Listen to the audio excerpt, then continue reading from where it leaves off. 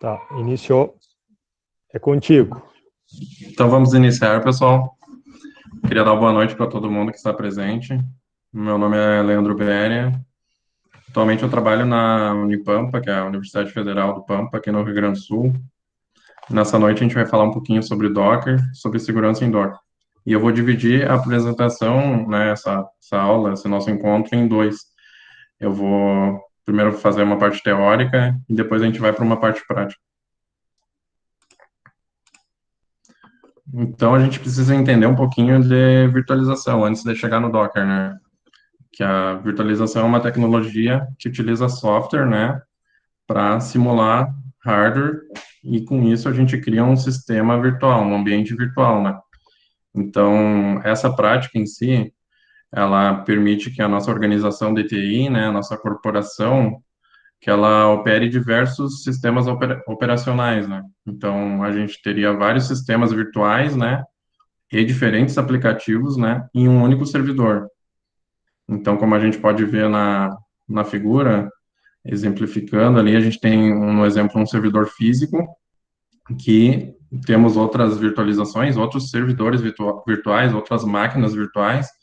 No caso ali, a gente tem um servidor, uma máquina virtual de Fire, um banco de dados, um servidor de arquivos, né, um servidor de e-mails e um AD, um Active Directory, que é para login de redes Wi-Fi e Windows. Então, no caso, a virtualização em si, ela nos traz muitas vantagens, né? E as principais delas seriam o isolamento, porque cada máquina virtual, cada virtualização, no caso, ela fica isolada do nosso máquina principal, do nosso servidor ali. E, consequentemente, nos traz segurança, né? Pois, como ela está sendo gerenciada, executada de forma isolada, ela fica mais protegida, né? Mais segura em si, assim, porque é um sistema totalmente isolado, não tem comunicação nenhum com o nosso servidor principal. Então, também temos a portabilidade, porque como depois que a gente faz a instalação a primeira vez do sistema operacional, dos nossos aplicativos, serviços que estão rodando naquela máquina virtual, ela se torna muito fácil, né, muito portátil a gente fazer um backup, por exemplo, e transferir essa máquina para outro servidor, ou iniciar uma nova máquina virtual, uma nova virtualização. E com isso também a gente tem um melhor aproveitamento de recursos de hardware, né, pois tem muitas corporações de TI, muitas empresas que tem às vezes um servidor sobrando recursos, né? A gente acaba não aproveitando todos os recursos que temos no servidor. E usando a virtualização, a gente consegue extrair dessa máquina, desse servidor, o máximo do potencial dele, né? Que ele tem a nos oferecer.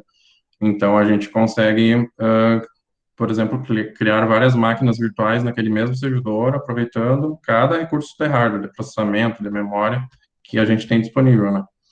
E com isso, a gente tem a redução dos custos operacionais, né? Pois a empresa acaba não precisando, muitas vezes, investir num novo servidor, comprando um novo servidor, porque ela consegue reutilizar aquele próprio servidor que tem e ampliar ele para outras operações, outras virtualizações. E também temos a escalabilidade, né? Que conforme o aumento de demanda que a empresa vai tendo, é muito fácil a gente aumentar, digamos, um exemplo, um banco de dados. Conforme ele vai aumentando, a gente consegue facilmente aumentar os recursos de processamento, de memória, de disco rígido. Então, é muito fácil a gente ir escalando isso. E antes de eu explicar o Docker em si, assim, a gente precisa entender um pouco essa figura aqui. A diferença bem de máquina virtual para um container, né? No caso, à direita aqui, a gente tem as máquinas virtuais. Então, a gente tem a infraestrutura que está em laranja ali, e em uma camada acima a gente tem o hypervisor, né? Que é um gerenciador de máquinas virtuais. Vai ser através dele que o sistema operacional vai se comunicar com o hardware, o sistema operacional vai pedir recursos para esse hypervisor, né? E reparem que para cada aplicativo que a gente tem executando, rodando nas máquinas virtuais, a gente tem um sistema operacional convidado. E esse sistema operacional convidado, ele é completo com tudo que um sistema operacional tem, com todo o kernel, com todos os drivers, todos os serviços. Então, isso acaba sendo meio não grande, né? Fica um sistema operacional pesado, no caso. Já na esquerda aqui, a gente tem os containers, né? No caso, a gente tem a mesma infraestrutura, porém a gente tem um sistema operacional hospedeiro na camada acima, que no sistema operacional nós temos o Docker. E o Docker em si, ele vai gerenciar essa comunicação com os aplicativos. Aqui no exemplo a gente tem um aplicativo A, um B, um C, até o F. E cada aplicativo desse é um container, assim, então não tem um sistema operacional completo. Ele compartilha o kernel do nosso sistema operacional hospedeiro, né? No caso, um conjunto de recursos é compartilhado com esses containers, o que torna isso muito mais leve. A gente não precisa de um sistema operacional completo, como na máquina virtual. A gente tem um sistema muito leve, né? No caso, portátil, pois a gente não precisa do sistema operacional completo em si. Ele usa o sistema operacional hospedeiro para compartilhar os recursos. Agora, avançando sobre o Docker em si, né? O Docker, ele é uma plataforma de código aberto, né, open source. Ele é comunitário, ele é gratuito, e ele foi desenvolvido e criado para construir aplicativos, né? Então, esses aplicativos são empacotados em containers, que a gente chama. E com isso a gente cria ambientes de virtualização, né? E esses ambientes de virtualização, esses containers, eles são muito leves e pequenos, né? Pois, como eu comentei, eles compartilham o kernel do sistema operacional. Você não precisa de um sistema operacional completo para a execução desses containers. Então, eles são executados isolados um do outro, né? E ele foi construído originalmente para o Linux, né? Mas hoje em dia ele oferece suporte também no Windows e no Mac, então ele é multiplataforma. Porém, como ele foi desenvolvido originalmente para o Linux, particularmente eu, Leandro, não recomendo o uso no Windows e nem no macOS, pois se você instalar o Docker no Windows, por exemplo, ele vai criar por baixo uma máquina virtual, ele vai ficar invisível, você não vai enxergar, mas vai ter um overhead ali, vai ter uma máquina virtual que a partir dela vai ter o Docker, daí o Docker você vai botar os containers em cima. Não fica aquele sistema nativo, sabe? Então, digamos, as principais vantagens, assim, que a gente tem utilizando o Docker, né? O desenvolvimento simplificado, né? Pois a tecnologia dos containers, os containers em si, cada aplicativo que está executando, rodando naquele container, depois de configurado a primeira vez, e com apenas um único comando, o desenvolvedor consegue empacotar o container em si e fica fácil dele distribuir aquele container. Então, depois que ele configurou a primeira vez, com todas as bibliotecas, com o que é necessário para aquele aplicativo funcionar, ele vai ficar funcionando, pois ele vai empacotado como se fosse com um sistema operacional ali completo, não vai precisar o desenvolvedor, a pessoa que for utilizar aquele container, não vai precisar configurar tudo, já vai tudo empacotado certinho ali para rodar. E também a gente tem o desenvolvimento e testes contínuos, né, que é, como eu comentei, o desenvolvedor do container, e com isso dele rodar de forma isolada e com todos os recursos necessários para a utilização desse aplicativo, ele vai sempre funcionar em todas as plataformas, né? Independente do ambiente e da configuração daquela plataforma. Tendo o Docker instalado, aquele container vai executar a função para que ele foi desenvolvido, né? Então, no caso, acaba aquela velha história que às vezes funciona, o desenvolvedor ali funciona naquele computador, naquele servidor, e daí passa para outro servidor e acaba não funcionando. Outra das principais vantagens é as plataformas multinuvem, pois todas as plataformas multinuvens grandes dão suporte ao Docker, né? Então, hoje em dia nós temos a Amazon Web Services, que é a AWS, e temos a do Google, né, a GCP, e outros provedores de IaaS, que a gente chama, que é da infraestrutura como serviço, todos eles usam o Docker, né? E todos esses containers a gente pode enviar para esses serviços, provedores, né? E e eles disponibilizam uma instância lá para nós. Então, facilmente a gente pega um container e starta numa dessas nuvens, né?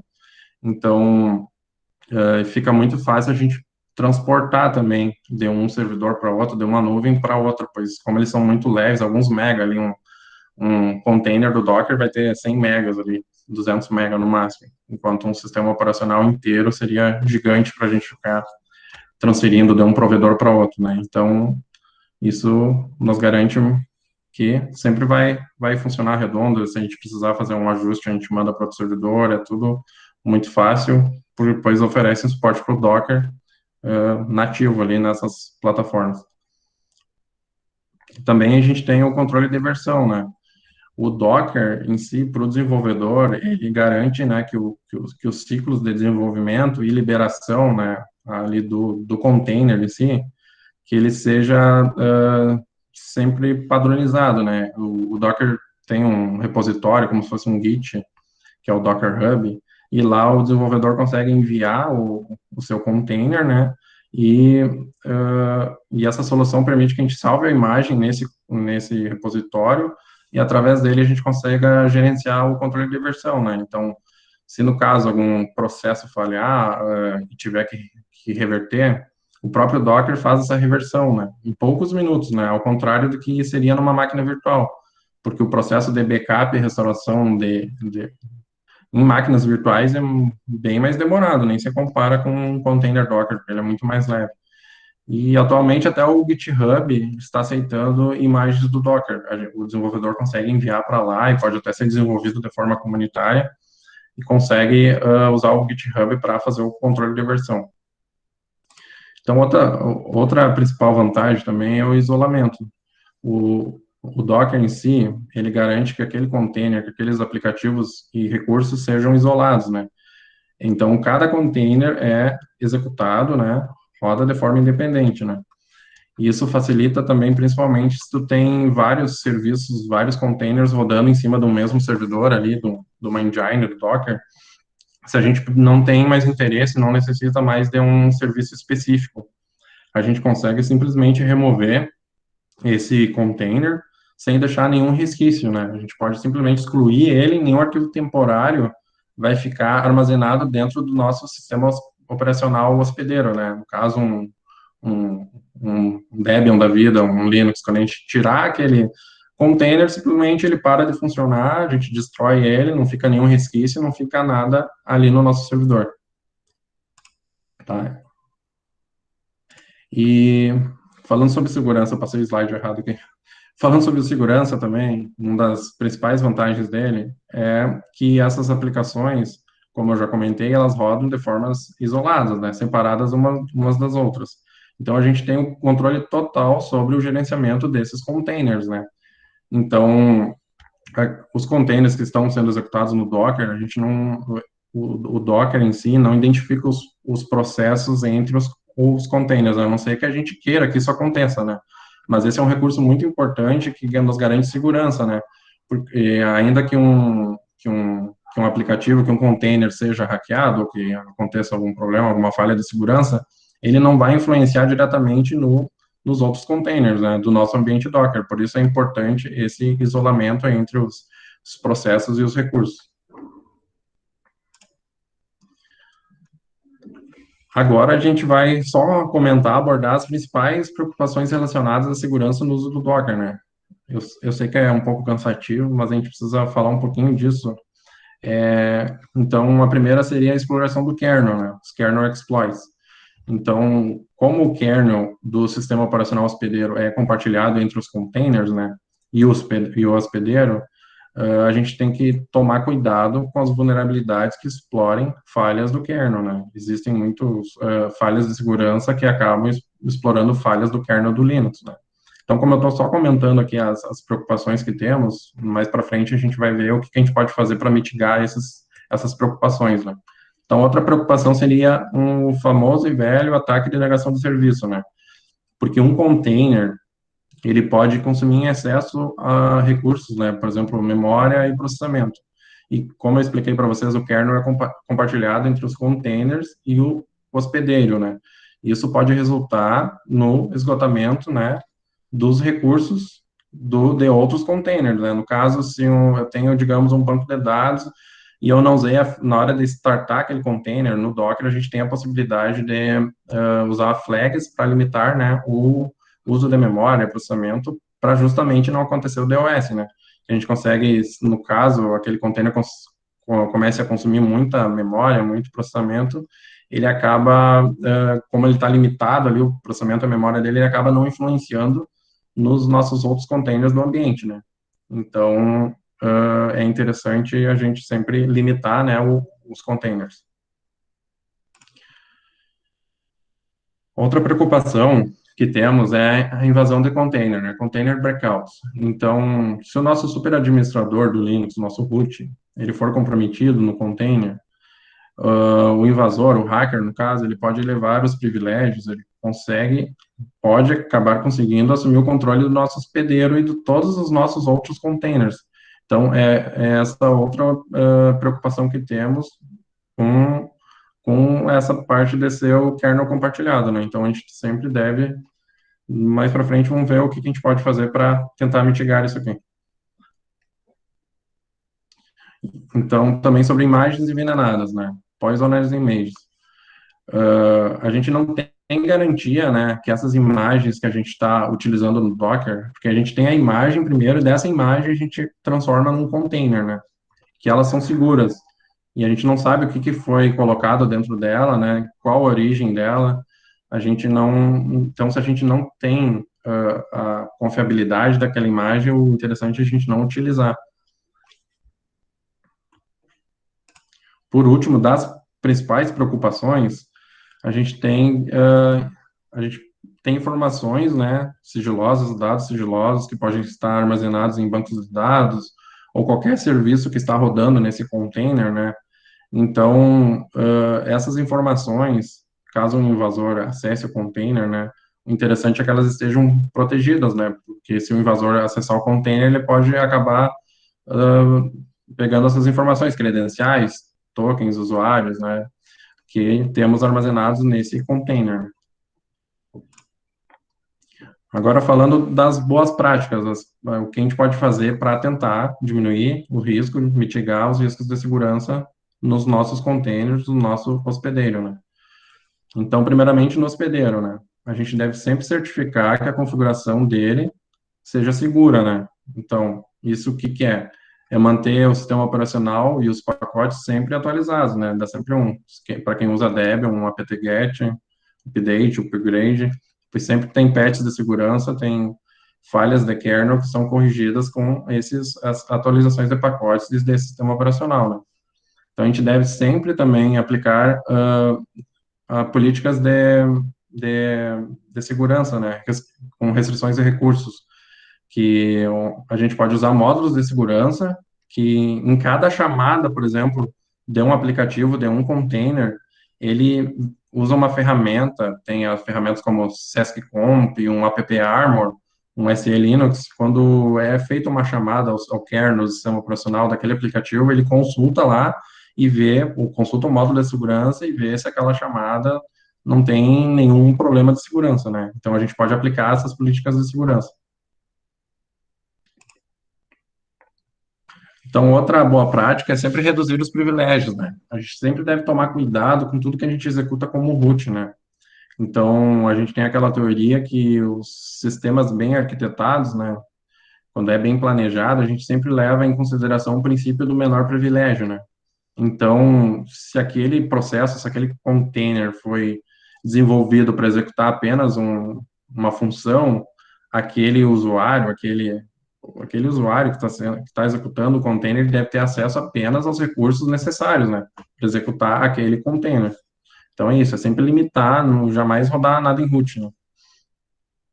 Então a gente pode criar namespaces também, que é um recurso do kernel, a grosso modo, assim, explicando, que a gente pode limitar e isolar os recursos, os processos entre o hospedeiro e os containers, né? Então, sempre utilizar namespaces também. Então, a gente deve sempre limitar os privilégios ao máximo, né? O que a gente pode fazer é criar um usuário no Linux um ID conhecido. No Docker existe um arquivo chamado Dockerfile, que é um arquivo que a gente usa para criar uma imagem, e essa imagem depois ela vira o container, né? Então, nesse arquivo, a gente pode setar lá um usuário conhecido do sistema operacional ali, e somente ele vai poder rodar a aplicação, né? Então, isso é muito importante também. Outra boa prática seria sempre monitorar os recursos do container, né? Então, é sempre interessante a gente limitar os recursos do container e do kernel em si. Então, como eu comentei, a gente pode usar algumas flags quando vai executar um container Docker, que a gente limita o processamento, memória, individualmente em cada container, né? Então, a gente consegue sempre nunca deixar ele estourar os nossos recursos do nosso servidor, né? Para não dar o DOS lá. Então, sempre fazer teste de carga antes de pôr em produção. Com isso, a gente garante que o nosso servidor, que é o nosso servidor que a gente vai usar em produção, que ele aguenta toda a carga, né, que vai ser utilizada e exigida por aqueles containers, né. Também implementar um sistema completo de monitoramento. A gente pode usar ferramentas como Prometheus, um Zabbix, um Nagios. Então, a gente implementa um monitoramento com alerta e logs. A gente fica sempre monitorando os containers para ver se nada anormal está acontecendo, né? Outra boa prática é a gente sempre verificar a autenticidade da imagem, né? Então, essa imagem que vai ser transformada em container, a gente sempre deve verificar se ela é confiável, né? Qual que é a origem da fonte dela, identificar o criador e quais as políticas de segurança foram usadas nessa imagem. Então, se a gente não tem certeza desses itens, o ideal é a gente não utilizar a imagem. O ideal é sempre utilizar, né? Dar preferência para um repositório oficial, né? O Docker Hub, um GitHub ou o repositório oficial daquela imagem, daquele container que a gente quer utilizar, né? Então, o Docker, no Docker Hub lá, que é onde ficam armazenadas as imagens, se você for no site lá, você procurar por uma imagem, tem um filtro lá no lado esquerdo que você consegue marcar as imagens certificadas, aí vai ter um Vzinho azul do lado da imagem, e isso já certifica, já garante para nós que todas as práticas de segurança recomendadas foram testadas e validadas pela equipe do Docker, né? Então, isso nos garante que passou por todos esses requisitos de segurança. Tem outros filtros lá também que nos ajudam nisso, depois eu posso até mostrar para vocês. Outra boa prática se você está numa empresa, numa corporação, o ideal é você usar um Docker Registry próprio. O que é o Docker Registry? É um repositório privado onde você armazena as imagens antes que você vai usar em produção. Então, todas aquelas imagens que você vai usar nos seus servidores da empresa, ficam armazenadas nesse servidor, nesse repositório privado seu, que não tem acesso à internet, que fica tudo bonitinho ali, não corre risco de nada. Outra boa prática é a gente verificar a assinatura da imagem. Então, no Docker, a gente tem um comando, que é o Docker Trust Inspect, que nos retorna a assinatura as chaves daquele repositório, né? Qual que é o autor, quem que assinou aquele container, aquela imagem. Então, é uma assinatura digital, como a gente usa com os tokenzinhos aqueles na USB. Quase terminando aqui essa parte, a gente também deve sempre verificar as vulnerabilidades de segurança presentes na imagem. Como isso? A gente mantém atualizado o container, como eu já falei, sempre, porque o container em si, ele é como se fosse um sistema operacional ali, é um sistema operacional. Então, se for baseado em Debian, você der um apt-get nele ali, ele vai funcionar, vai dar um update, um upgrade. Não adianta tu proteger o sistema operacional hospedeiro que está por baixo e o seu container está vulnerável, então tem que sempre manter ele atualizado também. Então, a gente deve também utilizar uma ferramenta de scanner de vulnerabilidades, como demonstrado no módulo 3 pelo professor Érico e o nosso colega Luísio, o OpenVAS da vida, ele nos ajuda muito nisso. A gente pode utilizar um sniffer de monitoramento e tráfego de rede, e análise de tráfego de rede, né, como um Wireshark da vida, porque daí a gente sempre vai estar verificando quais informações, qual tráfego na rede entre os containers e nosso sistema operacional hospedeiro, entre a internet, qual a comunicação que está acontecendo ali. É bom a gente ficar sempre de olho nisso também. Então, a gente deve sempre aplicar ferramentas de verificação, né, de vulnerabilidades de container, e lá no PDF de estudos, lá no Moodle mesmo, no módulo 6, no nosso módulo, a gente listou alguma dessas ferramentas que a gente pode aplicar, né, para verificar os containers. E no final eu vou vou tentar demonstrar na prática, que também se tudo der certo, e o DNS Bank Security, que é desenvolvido pelo Docker. Então, chegando mais para o fim aqui já, o interessante é a gente sempre proteger os nossos dados sensíveis, né? Os dados sensíveis são informações, credenciais e todos os dados privados que a gente não quer que sejam compartilhados, né? Então, e a gente precisa que eles sejam armazenados de forma segura. E utilizando o Docker, existe um recurso chamado Docker Secrets Management, que nos oferece, ele só funciona no modo Swarm do Docker, que é o modo cluster, né, que é um conjunto de computadores, né. E, então, por padrão, toda essa comunicação entre os nós, que os nós são cada computador que faz parte desse cluster, desse enxame, que o Docker fala enxame, né, Swarm. Então, por padrão, toda essa comunicação é encriptada, né, criptografada, e utilizando essa tecnologia e outras, né, os dados sensíveis, eles ficam protegidos numa espécie de um cofre, né. Então, somente a pessoa que possui essa chave, ela consegue acessar esses dados que estão protegidos nesse cofre que o Docker nos oferece, né? Agora, falando da ferramenta principal que eu recomendo, mas são diversas que temos, né, é o Docker Bench for Security. Então, essa ferramenta ela é desenvolvida e mantida pela própria equipe do Docker, né? Então, é um script, são milhares, dezenas de scripts, né? E eles verificam as melhores práticas de segurança, né? Então, quando você põe para rodar essa ferramenta, ele nos retorna no final um relatório com todas as sugestões, né, com tudo que deve ser implementado e corrigido nos containers antes da gente colocar em produção. Então, ele verifica verifica as configurações do Docker se estão corretas, as configurações do nosso sistema operacional hospedeiro, os nossos containers se estão usando as melhores práticas. Então, são dezenas de boas práticas, dezenas de coisas que ele verifica ali para garantir que tudo está seguro. Então, aqui a gente tem um relatório, né, que nos mostra o que a ferramenta nos oferece no final, né, o relatório. Então, em amarelo aparecem as informações, né, a gente tem os warnings, assim, os alertas em vermelho, o que deve ser corrigido, o que deve ser verificado nos containers. Agora eu mostro na prática para vocês certinho. E em verde aparece tudo que está ok, que já foi verificado pelo script e não tem nenhum problema de segurança. Então, eu quero mostrar um pouquinho, o mínimo do mínimo sobre o Docker, para quem nunca teve o contato e quer ver funcionando. Eu vou mostrar um pouquinho de algumas coisas que eu acho interessante para vocês, tá? Eu vou descompartilhar minha tela e compartilhar ela total para vocês conseguirem ver a minha tela, porque senão vocês vão ver só meu slide. Deixa eu ver aqui para não fazer nada errado.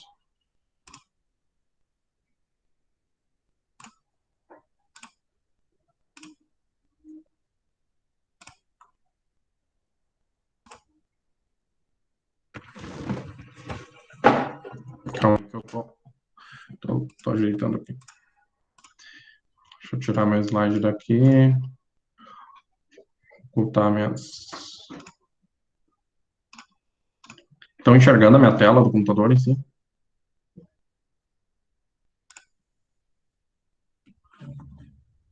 Sim? Beleza. Pessoal, eu estou numa máquina Windows, não se assustem.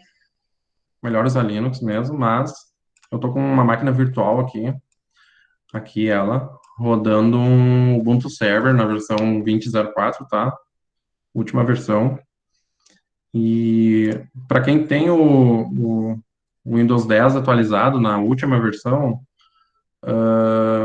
na última versão mesmo, já vem com um SSH embutido no próprio terminal, no próprio prompt de comando do Windows aqui, então a gente não precisa mais usar nenhum PUT da vida Porque antes no Windows 10 a gente tinha que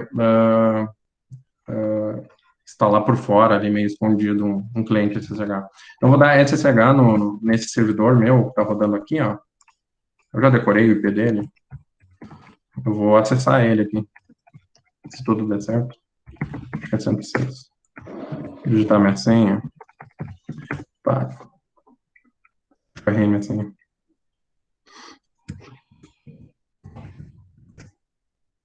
Já estou dentro do meu servidor aqui, no meu Ubuntu Server, tá aqui. Tá, então vou limpar aqui. Primeira coisa, para quem nunca teve contato com o Docker, você precisa instalar ele, né? Mas ele é um pacote razoavelmente leve, com um apt-get install, para quem está familiarizado com Linux, você consegue instalar ele. Mas eu já adiantei essa parte, não vou mostrar para vocês a instalação do Docker, ele é bem simples. Eu recomendo vocês instalar utilizando a documentação oficial do Docker lá, é uns passos a mais, porém garante que você vai ter a versão mais atualizada do Docker e que tudo vai funcionar ok. Então, eu vou levar meus privilégios para root de propósito aqui, que na verdade não é ideal. Deixa eu entrar para a raiz aqui. Primeira coisa que a gente precisa saber é que todos os comandos Docker são escrito Docker na frente. Então, como eu comentei com vocês, a gente quer, por exemplo, eu quero criar um container com o Ubuntu aqui. Vou dar um Docker search, eu quero procurar uma imagem que tenha Ubuntu no nome. Então, vou dar um Enter aqui, ele vai nos retornar, ele vai lá no nosso Docker Hub e vai nos retornar todas as imagens que tem um Ubuntu no nome. No caso aqui, eu vou pegar essa que tenha mais estrelas, mais recomendada, que é o próprio Ubuntu por si só, a imagem oficial.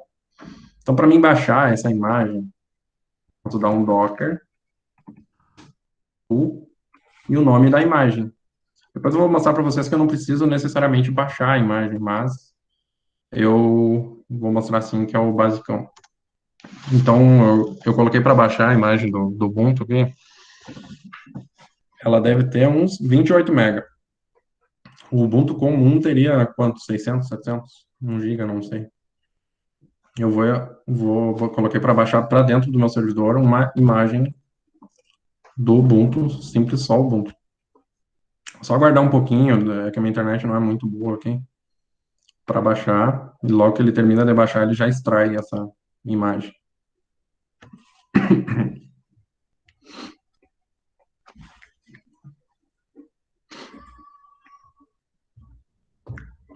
Depois, quando eu abrir para perguntas, eu tento responder a maioria das perguntas do pessoal e algumas dúvidas. É só essa imagem que vai demorar, pessoal. Eu vou mostrar outras coisinhas, mas eu já deixei a imagem baixada para não demorar, porque eu só queria mostrar para vocês isso aqui.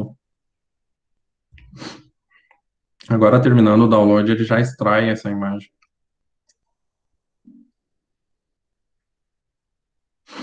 Está extraindo. Ok, baixou a imagem. Para a gente verificar quais as imagens que a gente tem disponível no nosso servidor aqui, Docker, a gente pode dar um Docker Images, eu vou botar um argumento aqui, um A, para mim verificar todas as que existem. Então, aqui eu já deixei preparado, queria mostrar algumas coisas para vocês, já deixei preparado outras imagens. Então, tá aqui a Ubuntu que eu acabei de baixar. Para mim executar, para mim transformar essa imagem num container, criar em uma máquina virtual, eu uso o comando assim, ó. Posso dar um docker run, rodar. Eu quero interagir com esse Ubuntu, então vou dar um IT aqui. O nome da imagem que eu quero, a partir dela que eu quero criar um container, e para onde que eu quero ir. Interagir com o Bash, que é o terminal do Linux, né? Então percebam que eu estou aqui como root no servidor Leandro Docker, e eu vou dar um Enter aqui. Percebam que eu já, em um segundo, já criei um container com o Ubuntu e já estou dentro dele. Só quero demonstrar uma coisa para vocês. Vou dar um list, um ls aqui no Linux. Vou ir no /home aqui e eu vou criar uma pasta aqui, ó. Podem ver que não tem nada. Eu vou dar um make dir, vou criar uma pasta aqui, teste, por exemplo. Vamos listar. Beleza, essa pasta teste está aqui nesse container.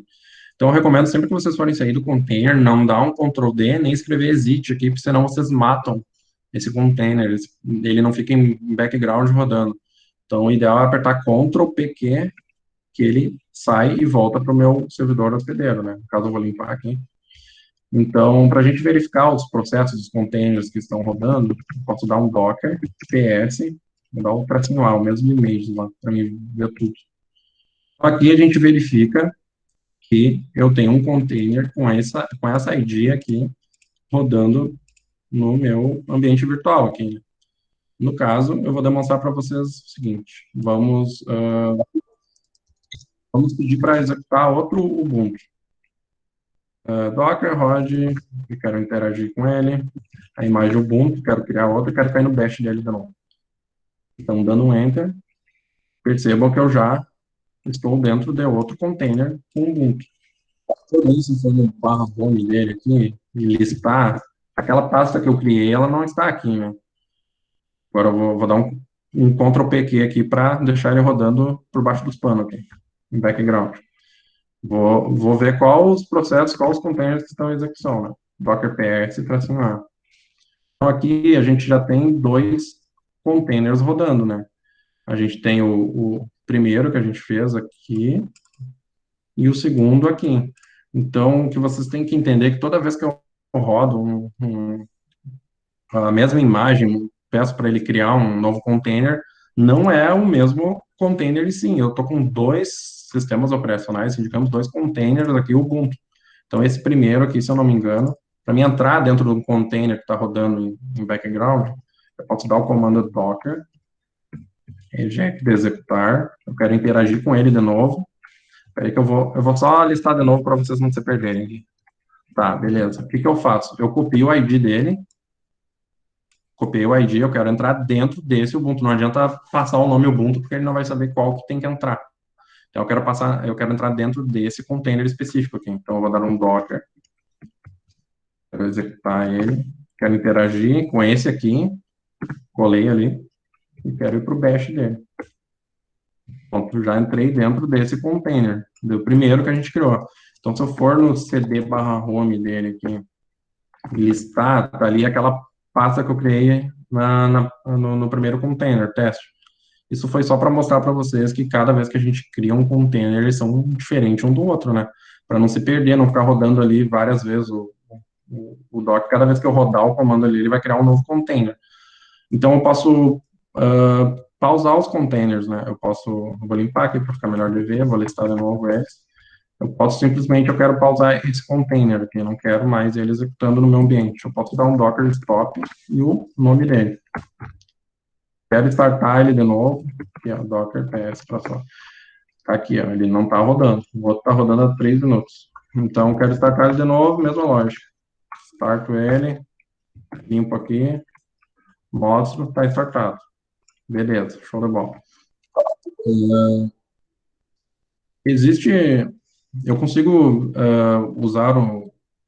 verificar ou monitorar os containers, os recursos que eles estão usando. Então, por exemplo, eu posso dar um docker stat e passar o nome do container que eu quero monitorar. Quero monitorar esse container, no caso. Stats, quer dizer. Docker stats e o nome do container que eu quero verificar. Então, se eu fizer isso, já me aparece que ele não está usando nada de CPU, que ele está usando 1 mega de memória, dos 8 GB que eu tenho disponível nessa máquina virtual, o que ele está usando de networking, de rede, o que ele está usando de entrada e saída de outros recursos. Então, posso dar um Ctrl C aqui para pausar. Vou mostrar para vocês, então, existe uma forma de visualizar visualmente. O pessoal que manja muito TI geralmente não gosta, o pessoal gosta de terminal em si, assim. O pessoal tem até um pouco de preconceito, né, com uma interface web, né. Mas eu vou mostrar para vocês uma que é bem famosa, que é o Portainer, que o pessoal usa para gerenciar esse ambiente todo virtual de uma forma mais bonitinha, assim, digamos. Então, eu vou abrir meu navegador aqui, eu vou ir lá no Docker Hub, deixa eu botar Docker Hub aqui.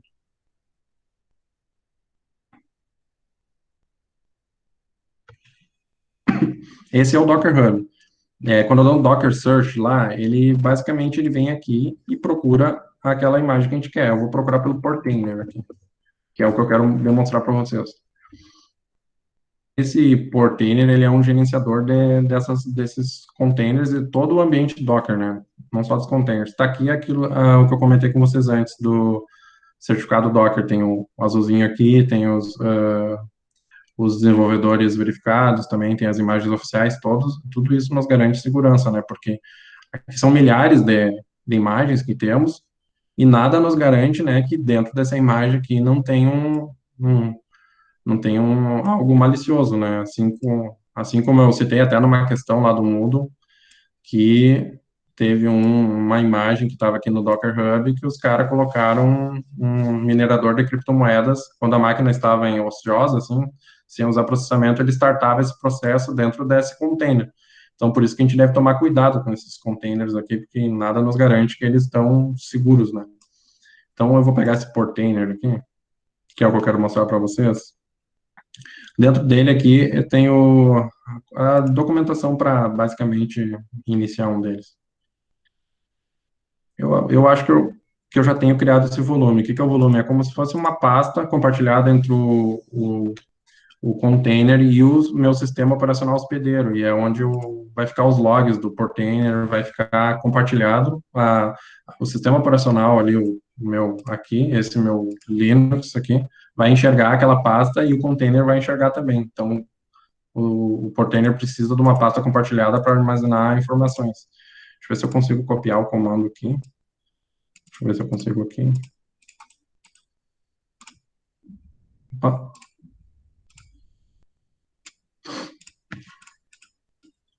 Se eu não, eu pego do meu log aqui. Aí. Eu acho que eu já tenho criado essa. Eu vou só seguir os passos que a própria documentação pede. Ele pede para mim rodar é uma imagem, né? Que está ali no Docker Hub. Ele dá um apelido para ele, que a gente pode usar essa tag aqui para dar um apelido. Eu vou botar lá para. Vou botar no console que vai ficar melhor vocês enxergar. Peraí.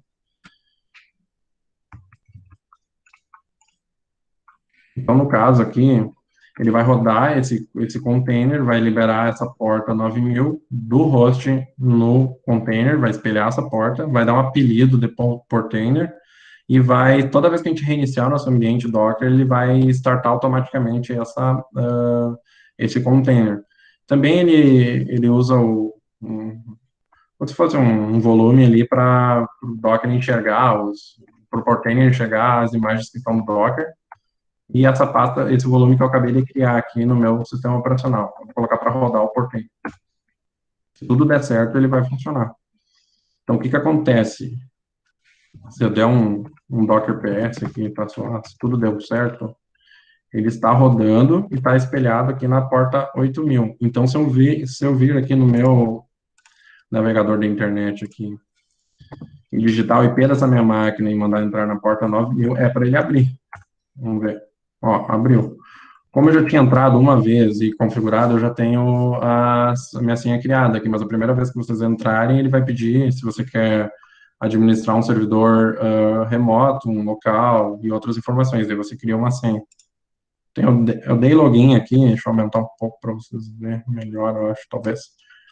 Aqui é uma interface como se fosse um gerenciamento de todo o nosso no ambiente Docker. Então, se eu clicar em local aqui, eu consigo ver todas as imagens que eu tenho disponível no meu, tá aqui o Docker, Nginx, Portainer, tudo que eu tenho disponível no nosso ambiente, todos os containers que estão rodando nesse momento, eu consigo pausá-los por aqui, matar o processo, eu consigo, inclusive, monitorar os recursos dele, o que está sendo utilizado. Aqui, ó, está utilizando 10 da memória, a CPU não está utilizando nada, consigo ver o tráfego da rede, os processos dentro daquele container, consigo ver o histórico de comandos que foram executados nesse container aqui, nos logs. Tá aqui, ó, eu dei um ls, dei um exit, dei um cd/home dentro desse container. Consigo acessar o próprio console dele aqui pela interface. Se eu clicar aqui, consigo conectar no console. Temos aqui o próprio console do container de forma mais amigável, aqui bonitinho. Então, eu tenho todo um controle de toda a rede. Eu consigo criar uma rede virtual, volumes, inúmeras funcionalidades que têm que ser exploradas, né, que eu posso fazer via interface. o que o pessoal que gosta muito de TI não gosta. Geralmente o pessoal foge das interfaces, o pessoal gosta de linha de comando. Eu sou o meio termo ali, eu gosto da linha de comando, mas gosto de ter um negócio mais bonitinho aqui para mim dar uma olhada, administrar de forma mais fácil. Às vezes preciso que seja mais rápido, eu já venho aqui, já pauso, já starto, já movimento uma máquina virtual, um container, no caso. Então, por último, para finalizar aqui, que eu mostrei o básico do básico do básico, tem muito mais coisa a ser mostrada, eu vou mostrar a ferramenta Docker Bench Security sendo executada nesse nosso ambiente aqui. Então, da mesma forma que a gente fez com o Portainer, todas as imagens que a gente todas as imagens que a gente quer executar no nosso ambiente aqui tem uma documentação, né? Então, por mais que o cara trabalhe com TI há anos, ele não sabe os comandos de tudo, ele não é o cara ninja, assim, ele sempre vai ter dúvidas como é que funciona isso, como é que funciona aquilo, e o próprio desenvolvedor já mostra ali o que precisa ser feito para funcionar a ferramenta, né? Então, eu vou botar no Google aqui, Docker Bench Security, e vou ir para o GitHub oficial da ferramenta, porque como é comunitário, eles colocaram no Git para o pessoal ir ajudando no desenvolvimento. Então, aqui, para quem conhece o Git, aqui embaixo já tem um Leia-me, aqui já tem a imagem que eu usei na apresentação. E aqui mais para baixo, para quem entende um pouquinho de inglês, ele fala, ó, a forma mais fácil de rodar no seu host, o Docker Bench Security, é rodá-lo ele numa imagem pré-compilada, né, num container pré-existente. Então, o que eles falam? Para a gente pegar esse comando aqui e colar no nosso host, no nosso ambiente, basicamente, o jeito mais fácil. Então, o que nós vamos fazer? Pegar esses comandos e largar no nosso ambiente aqui. Ele vai executar. Vou dar um enter. Assim, ele já pega, como eu já tinha essa imagem, já tinha feito o download dela no meu servidor, ele não precisou fazer o download, já rodou direto, já criou o container, já executou o script de forma completa, né? Então, aqui, como eu estou usando, o meu ambiente está bem pequeno, não tem quase nenhuma máquina, container rodando, tem poucas imagens, e eu uso o SSD aqui, que facilita muito na agilidade do scanner. Ele terminou de forma bem rápida aqui. Então, aqui no final, ele já nos deu todo aquele log foi apresentado nos slides. No caso, ele separa aqui, ó, por configurações do host, configurações do Docker, aqui outras configurações do Docker, aqui as nossas imagens, nossos build files, o que é o alerta, os nossos containers que estão em execução.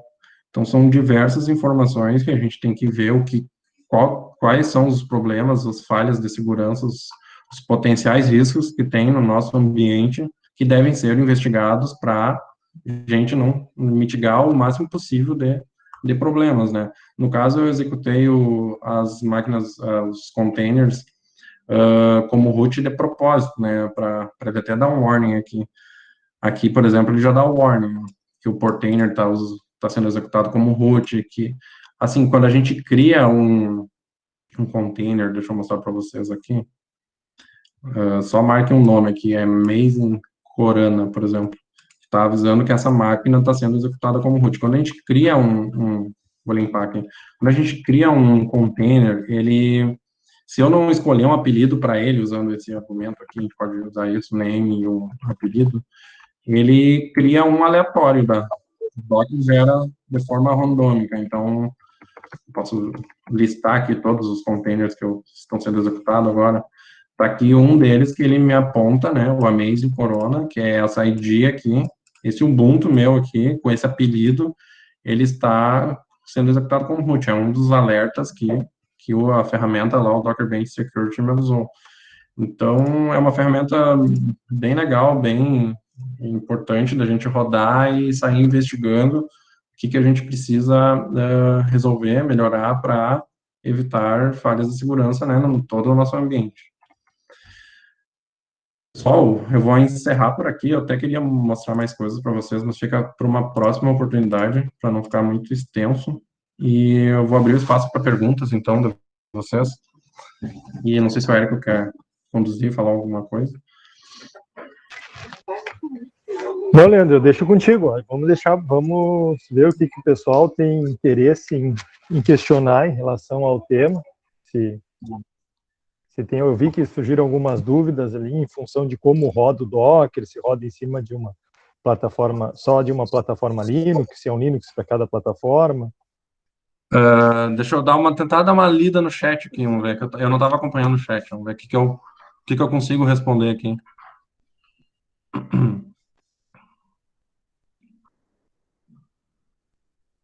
Exatamente o que o Crio falou. Para a gente ter o Docker rodando em outro sistema, basicamente a gente precisa de uma máquina virtual Linux por baixo. A gente pode ir lá no site do Docker e baixar a versão para Windows. O que aquele instalador do Docker vai fazer no Windows? Ele vai instalar uma máquina virtual por baixo ali, rodando uma versão mais leve do, do Linux, vai fazer a virtualização, vai instalar o Docker, e aí basicamente tu tá usando o Linux, mas virtualizado é exatamente a mesma coisa que eu tô fazendo aqui, ó, no meu computador. Eu tô usando o Windows, porém eu tô virtualizando aqui o Ubuntu Server nisso aqui, só que o Docker, a instalação do Docker em si vai fazer isso de forma invisível. Ele não vai ficar me mostrando terminal aqui nem nada. Quando tu for executar, ele vai executar pelo próprio DOS lá, tu vai conseguir executar os containers, mas é importante você saber que vai estar sempre rodando por uma máquina virtual por baixo. E na verdade, eu não tenho experiência. Eu nunca instalei o Docker no Windows. Como eu trabalho na universidade, a gente usa basicamente 100% Linux lá. Então, tudo que a gente precisa utilizar, a gente usa no Linux. É mais seguro, é mais fácil. No começo é mais difícil da gente aprender, mas depois que tu pega bem o jeito, é melhor. Eu acho que a dúvida da Carol Leopoldino foi respondida, que é sobre os nomes, os apelidos ali, ele cria de forma randômica, mesmo se eu não setar um apelido ali, ele vai criar aleatório ali para aquele container. Sim, e como o Crio falou ali, eu estou demonstrando o básico do básico, né? Básico do básico. Eu estou entrando nos containers sem senha, estou executando os containers como root. Então, o ideal seria a gente usar o nosso usuário padrão ali, né? Usar o sudo, criar um usuário para aquele container para restringir o acesso a determinados recursos, né? A gente jamais deve se rodar como um root. Eu fiz essa demonstração proposital até para o Docker Bank Security acusar um warning ali. Então, o Robert perguntou uma interface para gerenciar os containers criados, foi o que eu mostrei, o Portainer, né? Apesar do pessoal que trabalha muito com TI não gosta muito, né, dessas interfaces, eu sou a favor, eu gosto. É bom saber a linha de comando e saber a interface ali, agiliza muito, às vezes, no dia a dia, assim. E eu, na universidade, eu uso uma camada mais de segurança ainda no Docker, que eu uso uma ferramenta chamada Prosmox lá, que é para a gente criar um sistema virtualizado. Vocês podem procurar no Google depois, tem vários tutoriais na internet, várias pessoas ensinando, que facilita mais ainda o gerenciamento de uma nuvem, digamos assim, né? Então, eu instalo uma máquina virtual e dentro dessa máquina virtual eu coloco o Docker para rodar e daí os containers. E tudo gerenciado via web, ali, tudo com interface web bonitinho. Eu quero acessar o console de uma máquina, o acesso de forma fácil ali.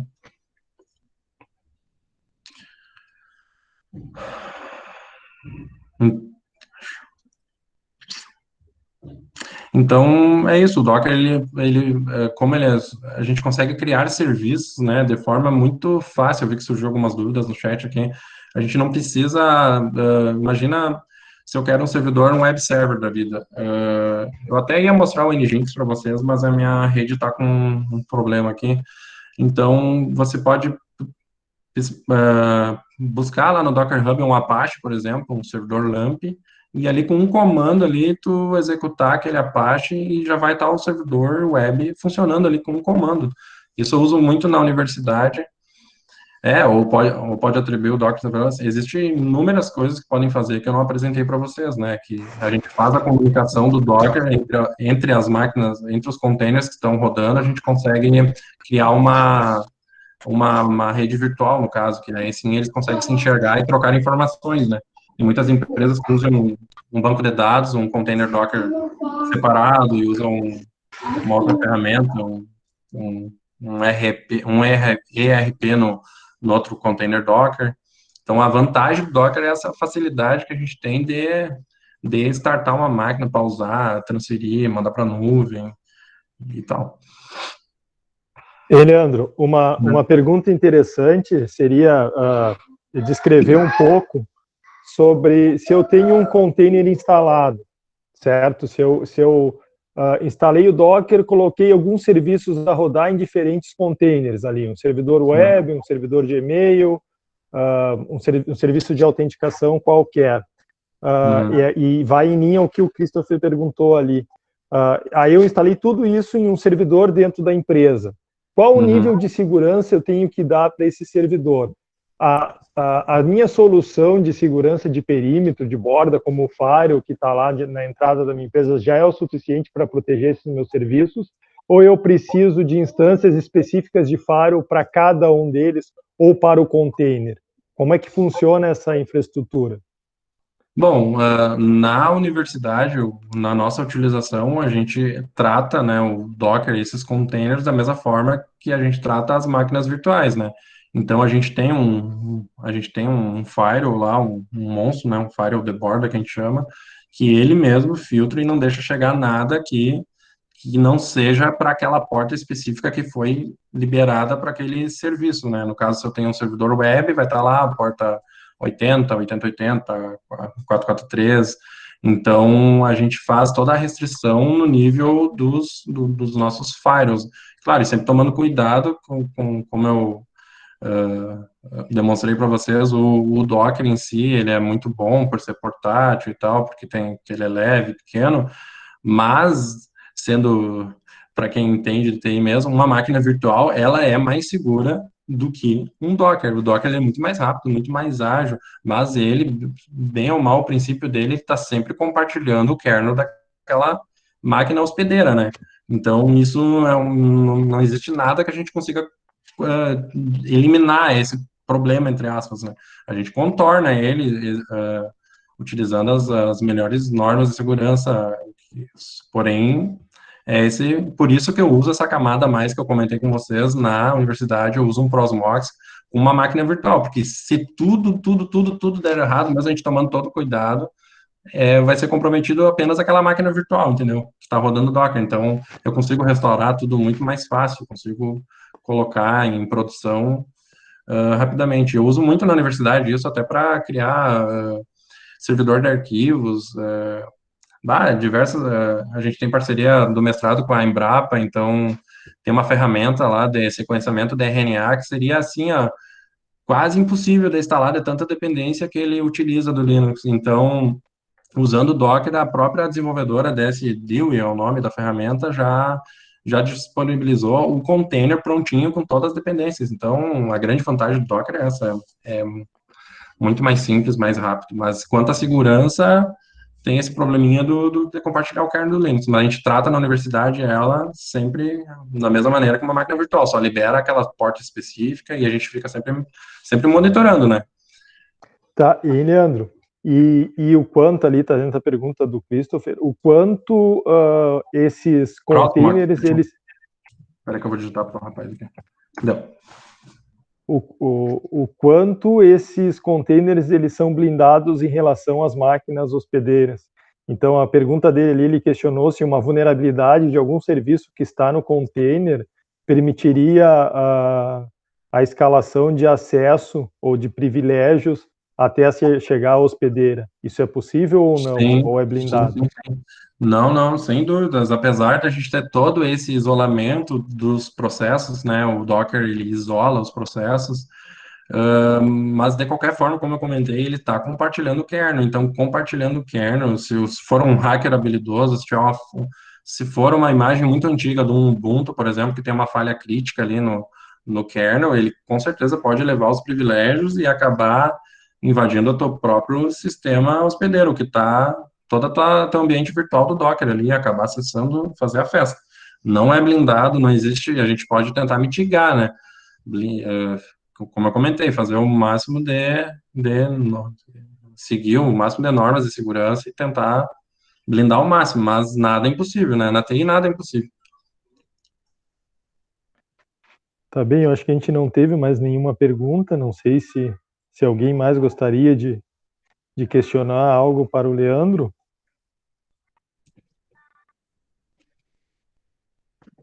Sim, eu acho que